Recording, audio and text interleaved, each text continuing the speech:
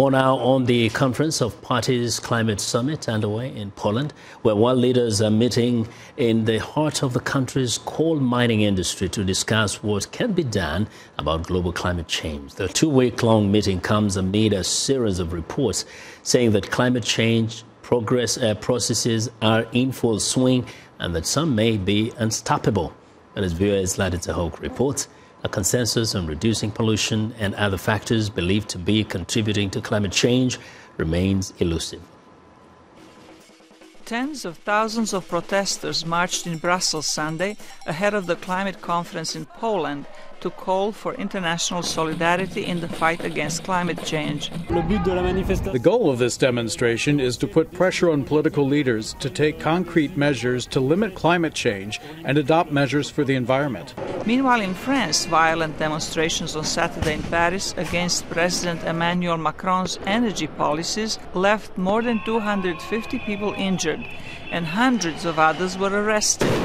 Macron has put environmental protection at the heart of his political agenda, but switching to clean energy comes at a cost to voters, including higher gas prices and carbon taxes.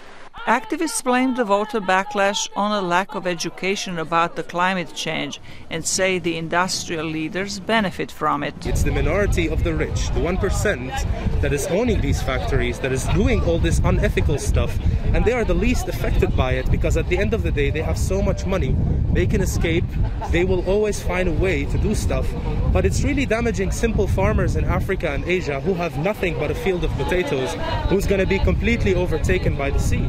About 200 leaders are attending the 24th Conference of the Parties, or COP24, on climate change. The United Nations event is taking place at the International Congress Center in Katowice, next door to the city's Coal History Museum, a reminder that Poland still relies on the high-polluting fossil fuel. U.S. President Donald Trump is not attending. He has said he doesn't believe the science behind climate change and is withdrawing the United States from the 2015 Paris Agreement on limiting carbon emissions. In some societies, they're saying, it's either climate or jobs.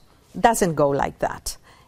For example, renewable energies, there are very strong and reliable data saying that renewable energy is going to create millions of new jobs. Scientists say that even a solid progress in Katowice on the Paris goals may not be enough to prevent runaway global warming, as some of the processes that have begun are irreversible. Reports predict that excessive heat, droughts, and rising sea levels are likely to make some parts of the Earth uninhabitable. Zlarica Hoke, VOA News, Washington.